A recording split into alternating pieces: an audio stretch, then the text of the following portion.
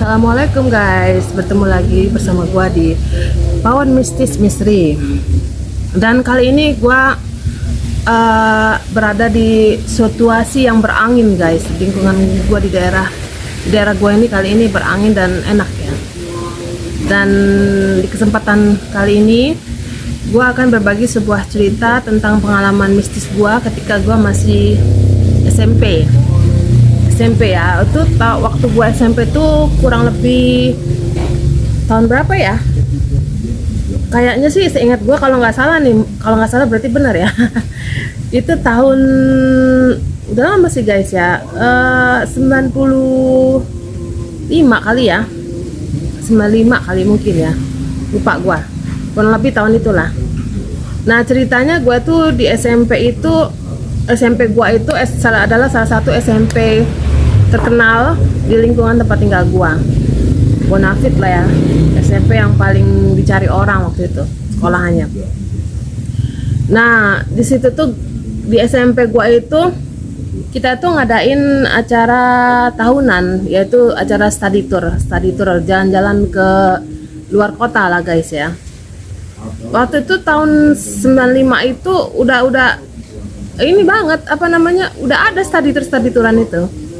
Jadi kita acara study tour bareng-bareng, ikutlah gua di acara study tour itu. Emang acara itu bukan acara yang diwajibkan lah, tapi karena gua ini pengen punya pengalaman waktu itu kan, umur gua mungkin baru 13 tahun kayaknya ya, 14 tahun kali ya. Gua tuh pengen ngeliat dunia luar gitu loh, karena emang jiwa gua ini sebenarnya suka berpetualang, suka jalan-jalan. Ikutlah gue di acara study tour tuh bareng teman-teman gue, naik bus kita.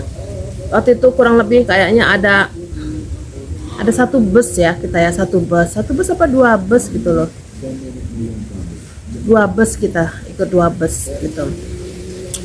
Jalanlah kita ke daerah Jawa, kita ngunjungin daerah Malioboro, Borobudur, Prambanan, dan Parangtritis, Keraton ya. Itu zaman-zaman gue SMP tuh, fotonya pun sekarang masih ada gitu. Nah ketika kita berangkat ke daerah Jawa itu, kita ngelewatin suatu hutan yang namanya Alas Roban. Belum semua pasti pada tahu lah ya hutan itu ya, hutan Alas Roban. Setahu gue sih hutan itu terkenal angkernya. Jadi lewatlah kita di hutan itu. Tapi waktu itu kan kita tuh masih terlalu kecil ya, kita nggak ngerti itu hutan angker apa hutan apa, kita nggak ngeh gitu loh. Jadi lewatlah kita pada saat itu di hutan itu, ini apa, tengah malam. Entah kenapa ban kita itu kempes di ban si bus ini kempes itu. Bus itu ngalamin kekempesan di daerah Alas Roban itulah ya, kempes. Terus akhirnya kita pada nunggu di dalam bus. Adalah salah satu temen gue itu, namanya gue samarin aja ya, Ocha. Ini nama samaran guys, gue samarin namanya si Ocha. Nah Ocha itu ikut rombongan gue waktu itu. Si Ocha ini nggak ada orang tahu dia itu turun gitu loh, nggak ada yang tahu kalau dia itu ternyata turun dari bus. Rupanya dia itu turun ngapain guys? Buang air kecil. Jadi dia turun, nggak ada yang tahu ini ya. Dia turun, dia masuk ke hutan, dia buang air kecil di situ di hutan. Posisinya waktu itu dia lagi berhalangan ya, lagi menstruasi.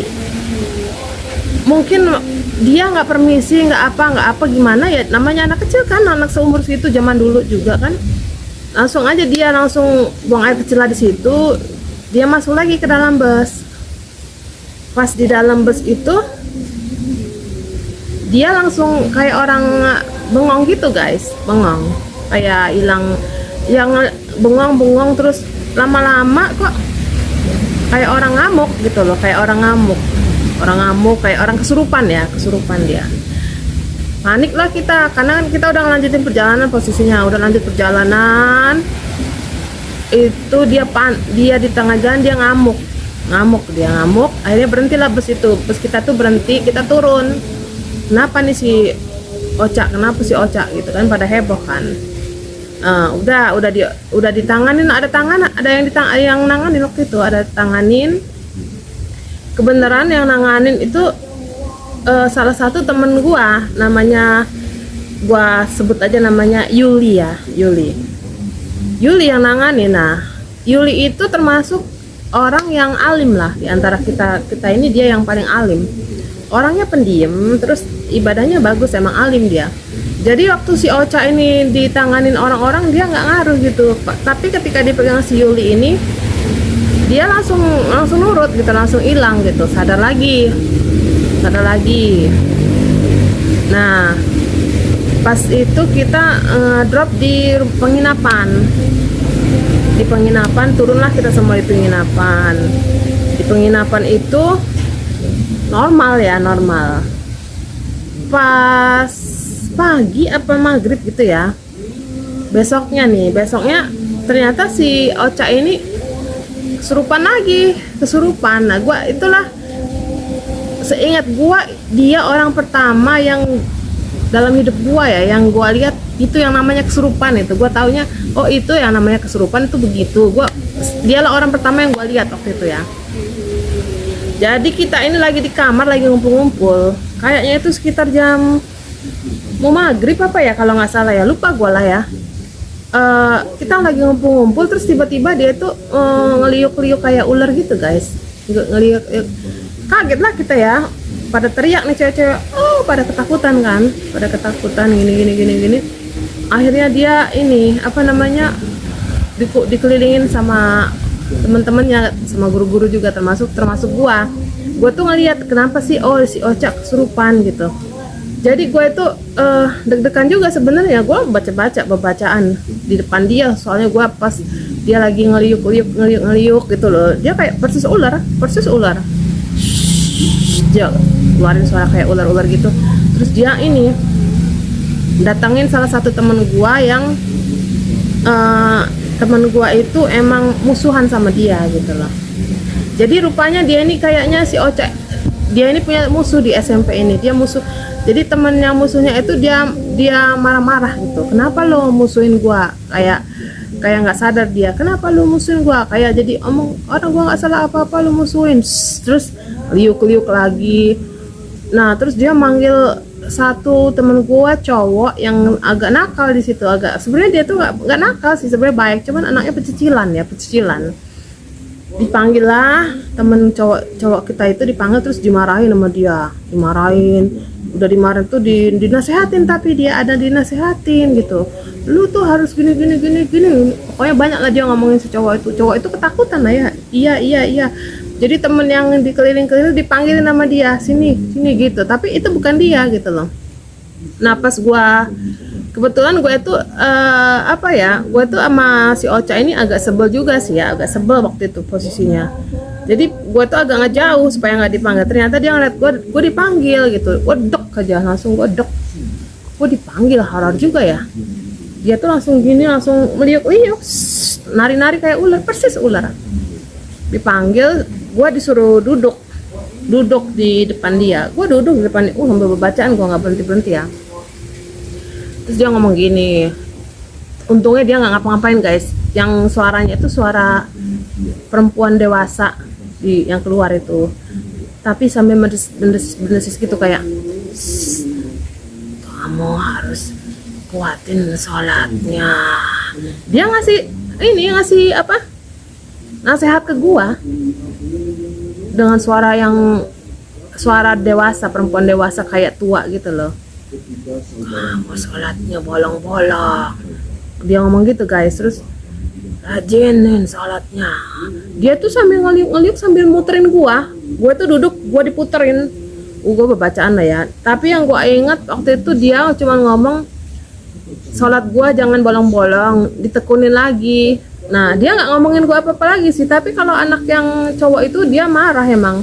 Kenapa kamu mainin cewek ini yang di badan dia, yang si Ocha? Karena si cowok ini emang mainin si Ocha gitu loh. Dulu namanya cinta monyet gitu kan. Kita pada pecicilan semua gitu. Nah, pas dia ke gue sih dia nggak marah apa-apa sih, nggak, cuman nasihatin gue, sholatnya dijaga, jangan bolong-bolong. Itu aja yang gue inget ya. Udah selesai begitu, udahlah, gue nggak inget lagi. Kita keluar, dia akhirnya dipegang sama temen gue si Yuli itu, diobatin Yuli. Sadarlah dia, si Ocoknya sadar. Jadi sepanjang perjalanan itu guys, dikit-dikit dia kesurupan, dikit-dikit dia kesurupan gitu loh. Ya Yuli itu yang nanganin Yuli. Jadi si Yuli itu selalu ngedampingin si Ocha inilah ya. Sampai kita akhirnya sampai di kota kembali ke tempat tinggal kita. Nah pas di tempat tinggal kita pulanglah ke rumah masing-masing. Aduh gue masih takut lah ya, masih takut. Karena itu pengalaman mistis gue yang pertama kali seingat gue sih ya. SMP gue itu.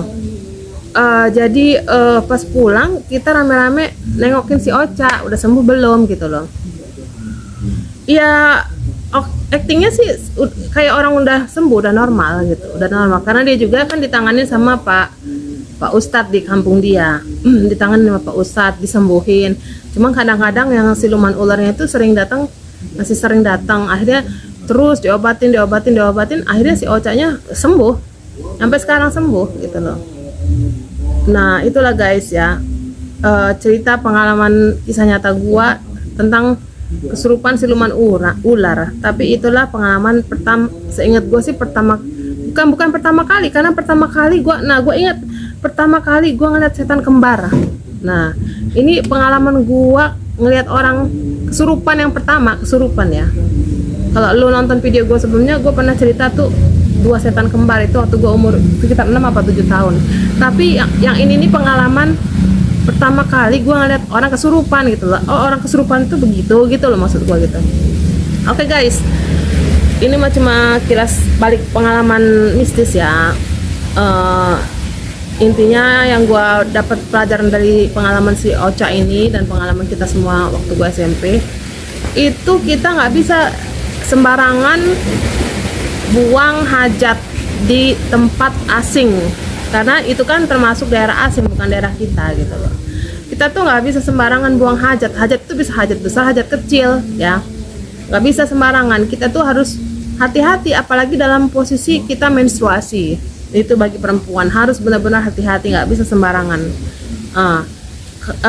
Tapi kalau emang bener-bener nggak bisa ditahan lagi ya apa boleh buat ya permisi, tapi permisi bener-bener dengan jelas gitu. Bacaan kan kita kan punya keimanan gitu, jangan langsung langsung aja gitu tanpa permisi. Itu yang membuat mungkin makhluk lain terganggu yang sehingga mereka ada gerbang kebuka, karena kita nggak permisi mereka bisa masuk gitu loh.